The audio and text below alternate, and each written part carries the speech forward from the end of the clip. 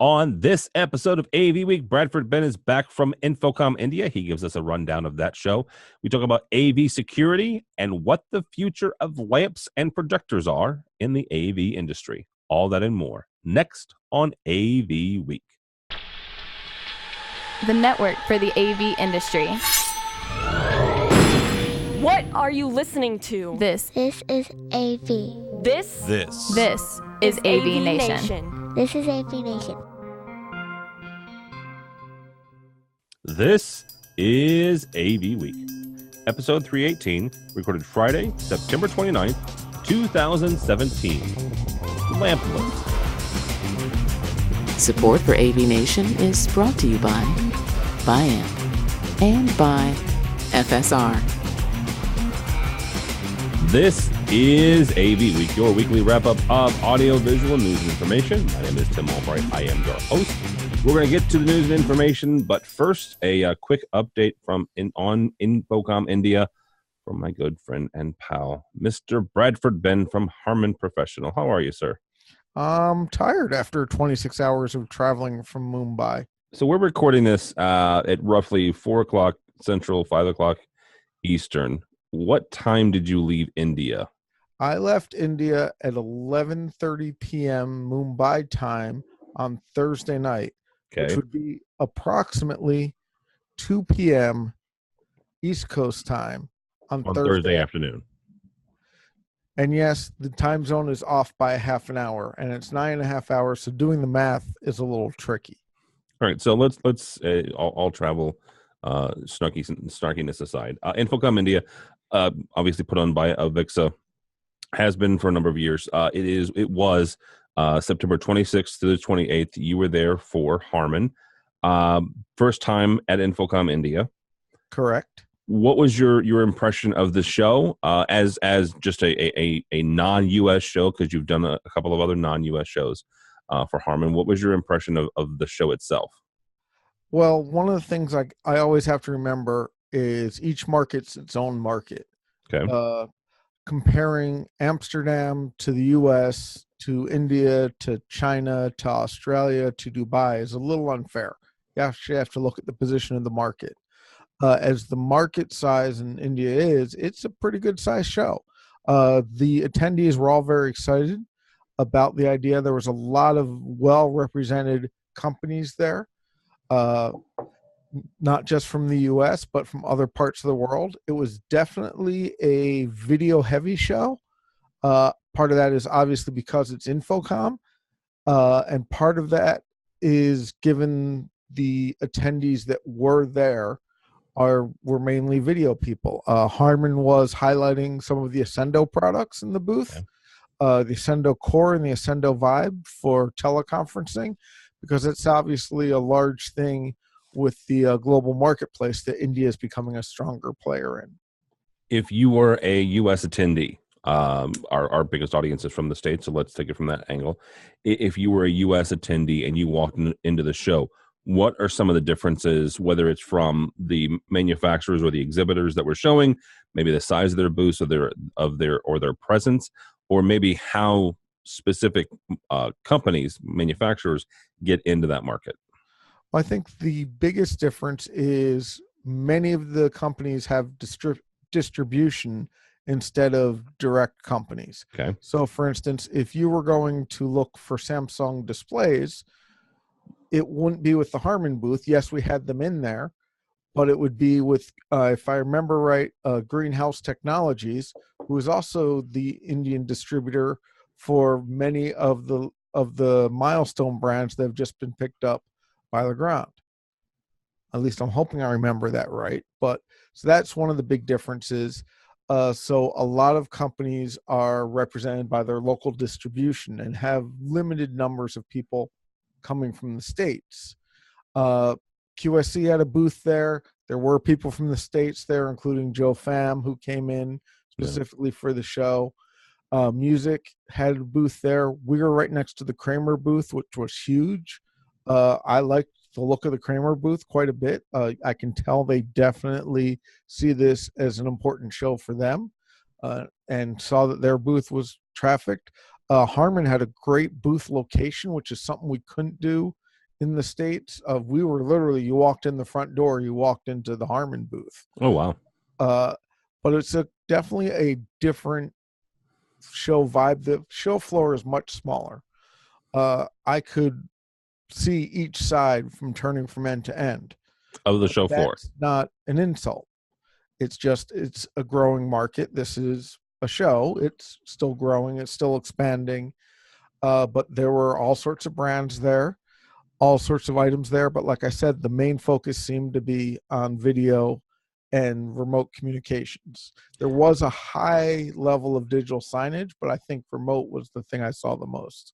Oh, wow. You mentioned a couple of other shows you've been to. I know, was it last year before last, you went to InfoComm China. You've been to the other ones. I'm not going to ask you to grade or being a list of your top 2 or 3, but for folks who have been to maybe ISE, right, which is the more common one for the folks coming out of the States, can you give me a sense or give us a sense of what it's like in those markets and what maybe is important to them that is less or so here, or vice versa? So in terms of the India market, one of the major things is price, for just because of the economies are set very differently. The other thing is having complete solutions, little things that most of us in the States or even in Europe would take for granted, like a 6-inch USB extender so that you can plug a USB drive in easily, are not as easy to find or readily available in India. So it makes some of the processes take longer and have different approaches. Other things that surprised me were the hours and the time. Okay. For a lot of people, if the show closes at 6, everyone get out at 6 and dinner starts at 7. For what I saw, at least in the Harman booth, was when the show closed at 6, that's when some of the higher end private meetings started to occur in the booth, and then dinner was at about 8:30. So it's a different time scale. Also, to be honest, the show floor is smaller, but I think the signal to noise of attendees and the amount of information provided is quite high. There was a good amount of seminars. There were 3 session rooms right on the floor, so it was very easy to get around to. But I do think you can see how in a few years it will continue to grow and expand. And I know from running into Dave Labuskis with over there that this is definitely a market that Avixa is looking to nurture and expand. And he and I spoke a little bit about it just from looking at it from my booth and from his booth and vantage point. I know, for instance, that Harman is going to be doubling our footprint next year. Oh, wow. So we're taking it very seriously. So I do see it as an up-and-coming growing show. All right, Mr. Bradford Ben, go get some rest, sir, after your 26 hours worth of travel. Thank you so much. If folks want to get a hold of you, you mentioned that you were impacted by the Harman layoffs. If people want to get a hold of you just in general or just to say, hey, how do they do that? So my LinkedIn profile is updated, or you can follow me at Bradford Ben on the Twitter, or bradfordben.com is the website. And also, if you really want to, you can go to the AVNation website and send either me or Tim a note, and it'll show up in my inbox because, well, I'm also the digital janitor for this fine underwriting thing. All right. Our thanks to Bradford Ben for his insights on InfoComm India. He just flew back from India, and boy, are his arms tired. All right, that's the only joke I have. This next segment, we're going to take a look at 3 or 4 stories of news of the week. With me to talk about that, buddy and pal, and fine AV programmer, engineer, and all-around good guy. His name is Harry Mead, and he works for MCW Solutions. Hello, sir. Hello, brother from a Midwest mother. How you doing? I am well, sir. How are you? I'm doing all right. It actually feels like fall today for once in the Middle Atlantic. So it does. It does. Oh, it's fall and 90. It's football weather. That's all I'm going to say about football this week. All right. Also with us from the East Coast. I don't have much to say about football either. So no, Harry's a Ravens fan. I'm a Chicago Bears fan. And yeah, Clint Hoffman from Kramer Electronics in more Giants country and Jets country. How are you, sir? I'm doing great. I don't know if I should say it or not, but I'm actually a Patriots fan living in New Jersey. Thank behind you for enemy show lines. And good night. All this football talk, and we also have an Irishman on. His name is Jared Hewitt from Carrago, all the way from Dublin, Ireland. How are you, sir? Good evening. Thank you, actually, for staying up with us. It's 7 o'clock, 8 o'clock, Dublin. 7 p.m. on Friday. Okay, 7 at night on a Friday. He's giving up a couple minutes on a Friday night, so we appreciate that. First story this week comes to us from our friends over at Commercial Integrator. Casio is not the only company to do this, but they're the one the company we're using and the story we're using for this, and they're going down the lamp-free path with this new line of projectors. Mm-hmm. It's called lamp-free Casio Green technology. For them, it's a new generation of projectors. And this is a move that folks have been going down for 6 years now, 5 years, where depending on the technology, and there are several different ones, whether it's laser or other forms of solid state light emitting technology, folks have been going down the lamp-free quote unquote path for a while.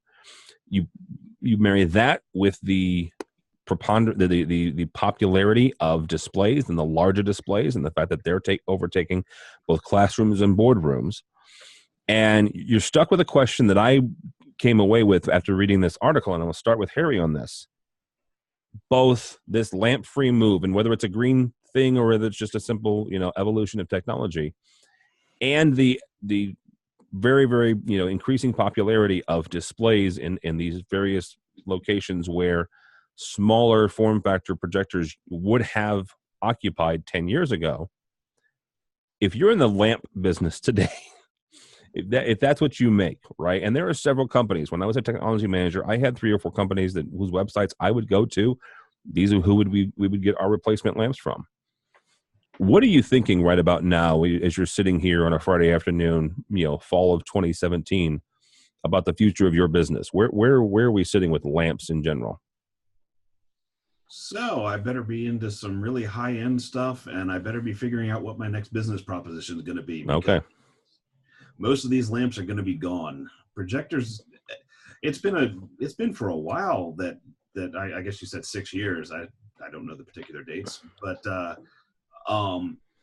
a lot of these smaller projectors are just starting to become commodities. You just use them until they're dead, and then they're done. I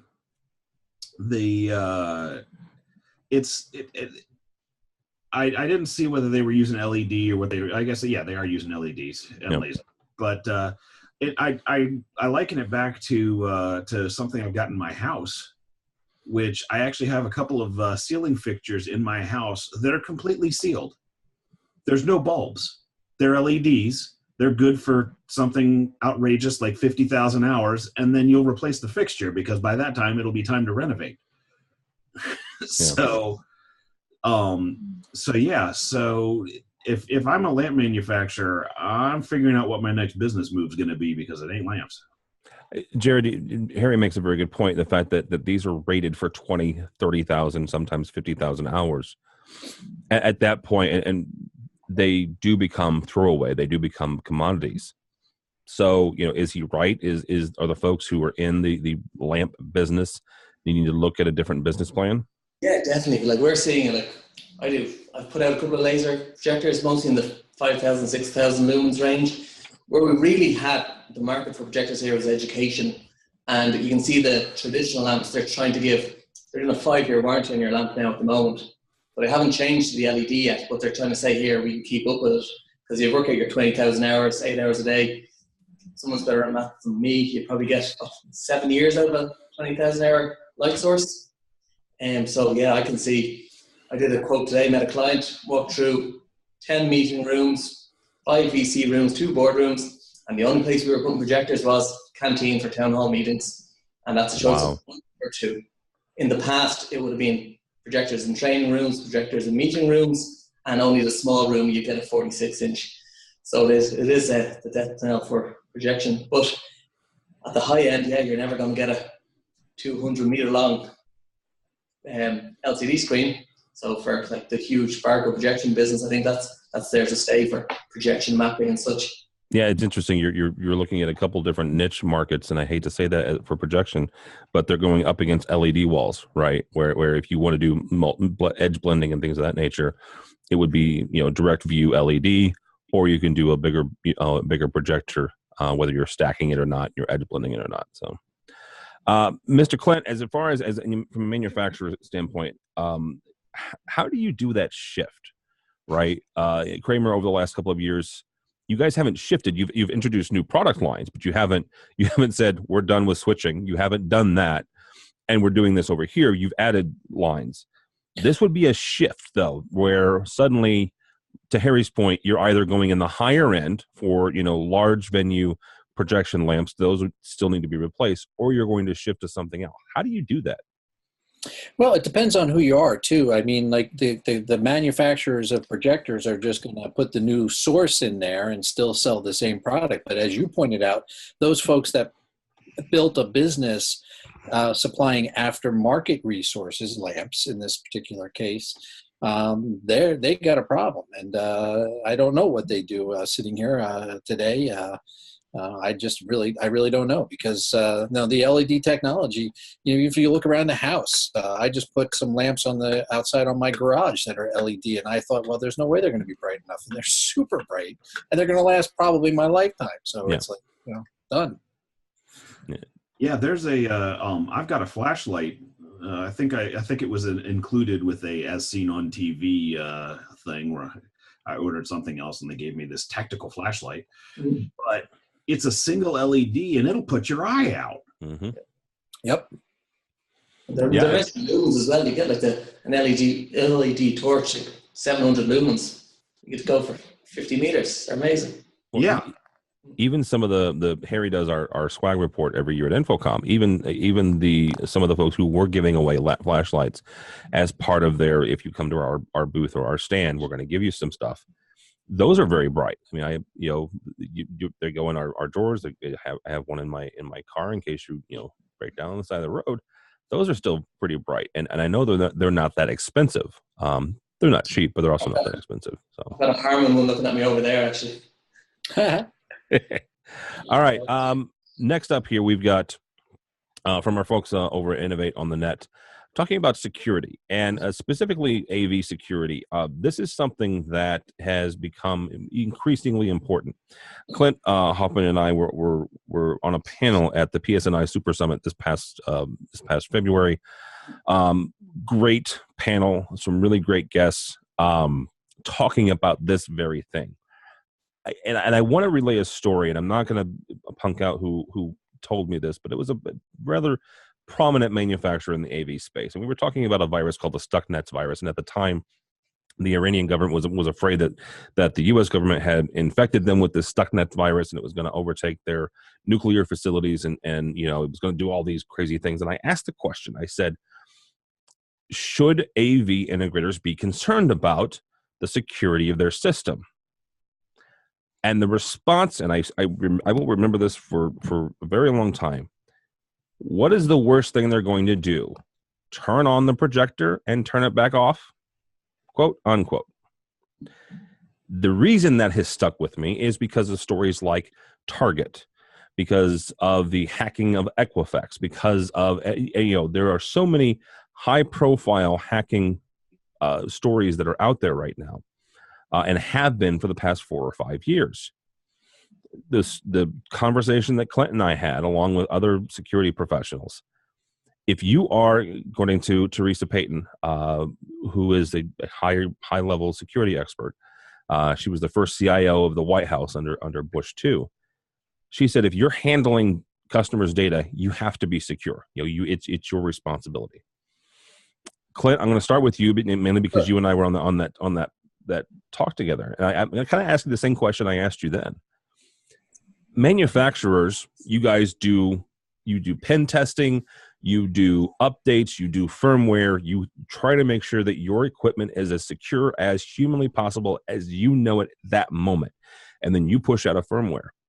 How do you help beyond that? How do you help the integrators make sure that their AV systems are secure? So, I'm not an IT security expert, but I did stay in a Holiday Inn Express last night. So, but what I will say is that, in some cases, it's actually kind of counterintuitive. As a manufacturer, just from Kramer's perspective, what I learned also from Teresa that day was that some of the biggest threats are the ones that are in the building. The person who brings in that device from outside, that USB stick or that laptop or whatever, the person who takes their laptop home and brings it back in the next day, and God only know what they connected to the night before. So frankly speaking, what we're designing are cloud-based solutions. We have a new control system that's cloud-based. It lives on an Amazon server farm. Amazon spends every single day making sure that that their stuff, that they have redundancy and that everything is as secure as possible, or they'll be out of business. So in many cases, improving your security is moving it out of your premises, and that's kind of the approach we're taking. Jared, one of the things that I have learned as I've reached beyond the borders of the U.S. and talked with folks like you and Clive Caldwell from AV Magazine, Kevin McLaughlin, and other folks in and around Europe and in Asia, security is not a one country problem or a one region problem. There are bad actors everywhere that are trying to get folks information. Now, sitting here in the middle of the U.S., literally in St. Louis, the majority of the content and the majority of the news that comes at me is primarily U.S. based. But I do make active, use of BBC World News and others, and there have been a number of hackings and bad viruses that have started either in the Ukraine. There was one more famously back in May that started in I want to say in somewhere in England. I want to say it was London. So this is not it is not a one region area. This is a worldwide problem. So the AV systems that are going in Dublin, the ones that are going in Dubai, need to be secure. So as you're designing a system and you're walking through, what are some of the conversations you're having with clients about whether that's access or it's information? We've had for years as we're putting a video conferencing system on the network. So we've been putting in video firewalls for years, Edgewaters, Polygon BBP, because most clients with ISDN, they were happy to have it work. We still have issues with ISDN hacking. Had a client, big bank, they had a bit of toll fraud going last year, which people use old school hacking, which is DTMF tones, hacked in, rang some international numbers, rang up a bill. I got the phone call, Jared, your system's ringing out. We looked at it and it turned out, they did enable, it was onto the brand, the video conferencing system was able to dial out from the bridge if you knew the DTMF tones. And someone made a couple of grand out of them. We've had, where it does matter, because you see people saying, okay, it's in the network, nothing can really go wrong, a projector might get turned on or off. But there was a high profile digital signage hacking about 2 weeks ago in the UK. Someone hacked the digital signage and redirected the web page to one of the more prominent adult sites that's known worldwide and left it up for a couple of hours. And it's one of those things you wouldn't retweet it because it was a rude photo. Yeah. That impacted someone who was left up for a couple of hours, and I'd say that was just a weak username and password. And then right back to, what was the one, Heartbleed was a big... Yep. Yeah, Polycom was affected by that as well. They had to do a bug release, and again, some of our clients rang us and we had to go and get the firmware updated, because sometimes we don't do the latest firmware, as you would know, because there might be some issues introduced into a system when you do the latest firmware, but now that's gone away. You've got to keep your system's latest firmware. If it comes out, you've got to do active patching, keep everything secure. Actually, this is why I wanted Harry to anchor this conversation, because Jared played right into that, and that is the updating of the firmware. Most of Harry's career, he has spent in and around government facilities. I'm not even going to go anything beyond to say government facilities. I have worked in a handful, honestly, not to the level that Harry has, nor to the number. Getting in there to program is a little difficult, and that's when it's in construction, kids. My poor laptop probably needed a cigarette after it went through the security screen that it went through. So Mr. Mead, Mr. Government guy, how do you keep high level, high security systems updated when Clint pushes down a firmware and says, dude, this is a security issue? You guys then have to go in and say, Mr. Government, Mrs. Government, person, I need to get in your system to update your security. In some ways, it's an opportunity. Okay. Because basically what it allows you to do is they almost have to buy a service contract at that point, so that you can come out and so that you're set up to go into their system, so that you can come out and actually do the firmware upgrades in that system. If you're already cleared to go into those areas, then it's not as big of an issue. There's a lot of compartmentalizing that goes on in those systems as well, where they maintain many different networks. Do you have to be active with your firmware upgrades? Like, do you have to, okay, something's come out, end of the month, let's do all the firmware updates, or do you wait for a major one and then go out and do it? It really depends. It depends on the customer. I mean, it's on some customers, yeah, you can wait and do a regular preventative maintenance on it, and every month or two go out there, just drop all the new firmwares, make sure everything works and everything's cool. On some, you've got to be like right on top of it. If there's something that really is going on, then you need to be out there and getting it taken care of, because the last thing you need is to be hacked through the AV system into the Pentagon. No. So one product I've seen, I've never, like, video conferencing systems, you'd update them when you got to them or as part of a schedule. But I'm seeing with more iPads and Mac, when they do an update, most of the wireless presentation systems need new firmware because the guys have changed the game. And I have clients, and I have a little email list, which when Barker or such issue new firmware, I send them an email, guys, get your firmware up to date. Most don't enable auto firmware, but I've trained most of them to put it on a memory stick and stick it in the front, because sometimes you don't put them on the network, but they still need the update just to work with the latest Macs, who kind of just run wild like with updates. Apple's good at breaking systems. Mm-hmm. They're really good at breaking systems. They like to make things not work. I had a residential customer I was at last night doing a side job. Yes, Tim, it's the same residential customer. Harry's been working on this powerhouse for 3 years, but go ahead. Oh my God. Anyway, and the now because she's got iPads in this house. She's got 3 iPads controlling it, and now through either iPad updates or whatever, I don't know if she went to iOS 11 or what she did, but now she's getting warning things every once in a while on the Crestron app. Crestron needs to be updated because it may be slowing your iPad down.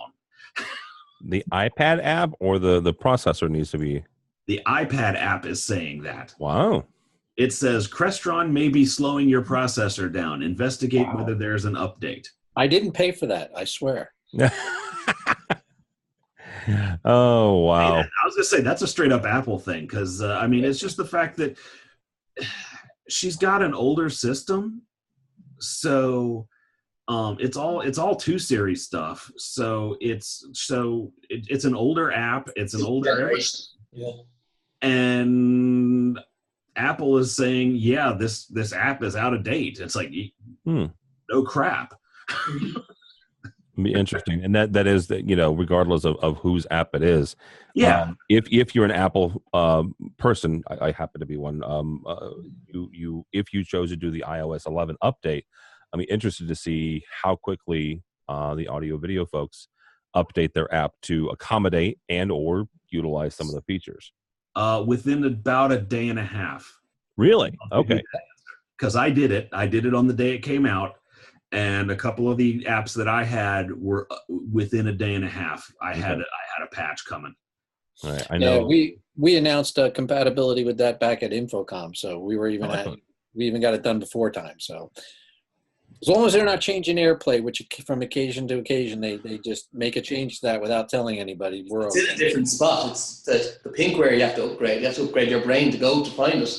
Because now you pull up from the drawer and you're there. Where it is, I'm in client demos going, I put iOS 11 on last night. I'm not sure how this works. It does work, but you got to retrain your brain because it is different than any of the other. Oh my gosh, yeah. Yeah, the interface just, first of all, when they went to the fact that you could flip up, and we're boring all the Android folks at this point. When you went to the flip up from the bottom menu to activate AirPlay, that was cool to me because up until then it was difficult. Yeah. So, yeah. I was going to say, completely off topic, really quick. I've been iPhone since about March or April, and the one Android thing that I still haven't broken myself of is I still swipe down from the top to get to settings. Oh yeah. Yeah. No, I'm Android and Apple. Android on the phone and Apple on the iPad and PC. You have to be, because when you meet a client, you kind of got to adapt your language depending on what they have. Absolutely. And we're seeing more and more Android. Like I think after the latest iPhone, like people they're moving away from Apple. It's just too dear. And with the new the iPhone X, yeah, over $1,000, at least $1,000 US. That's a little silly. So yeah, €1,270 it starts at. How much? €1,270. All right. On that note, thankfully Apple is not a underwriter. Thank you guys so much, Mr. Mead. Thank you, sir. No problem. Thank you for having me on. How do people find you? Well, usually they open up a Where's Waldo book and they look in the pages. No, on Twitter I am AV Grump, for my cherub-like demeanor in shutting down people's ideas. My company is MCW Solutions. That's who I work for. Please patronize them. They pay me. And that's about it. Otherwise, Harry Mead pretty much everywhere else. LinkedIn, Facebook, all that other happy. All right, very good. Mr. Clint Hoffman, thank you, sir. Well, thank you. I appreciate it. If anybody wants to get a hold of me, I'm at C. Hoffman, Hoffman, at kramerus.com, Kramer with a K, of course. And you can find Kramer at www.kramerav.com. All right, very good. Mr. Jared, I appreciate you coming on, sir, and staying up late for it, well, staying up for us.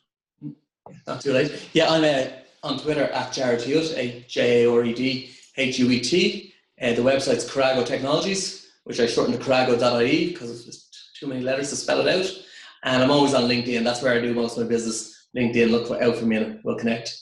All right, very good. My name is Tim Albright. Don't follow me. As I alluded to, I'm still grousing about a Bears loss to the beloved Packers of a bunch of friends of ours in AV. So, but go by the website if you would, please, AVNation.tv, AVNation.tv.